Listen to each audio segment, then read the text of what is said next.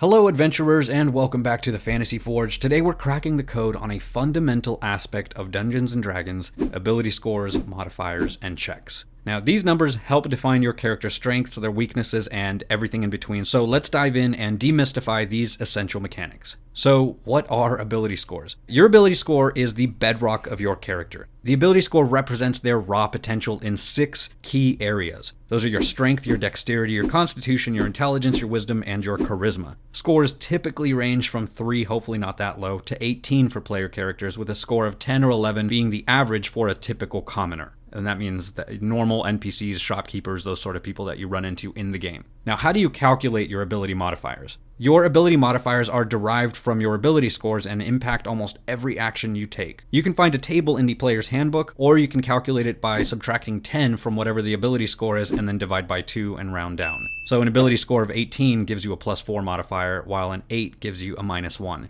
Now these modifiers get added to the d20 roll when you're making checks, saving throws, and attack rolls. So really, ability checks come into play when you want to do something where the outcome is uncertain. If you want to scale a cliff, that's generally going to be a strength athletics check. If you want to sneak past the guards, that's going to be a dexterity stealth check. The DM is the one that's going to ask you to roll a d20, and they will usually tell you what kind of check that's going to be. Then you just have to add your relevant ability modifier, and if you are proficient, you will add the proficiency bonus that applies to it. Then you total it up, and that check is your result. Now, ability checks shape the flow of the narrative, adding an element of chance to your character's actions. They introduce a certain thrill of uncertainty, and the tension as the dice rolls can make for some of the best moments in D&D. Now, as far as whether or not the check actually succeeds, that is up to the Dungeon Master. The Dungeon Master is going to be the one that sets the DC, which stands for difficulty class. They are going to come up with an arbitrary number based on what they, as the Dungeon Master and the weaver of the tale and the keeper of the story, what they think is going to be the most fair, depending on what it is that you are trying to do. And based on the roll, if your total is equal to or higher than that DC that they set, then that is a success.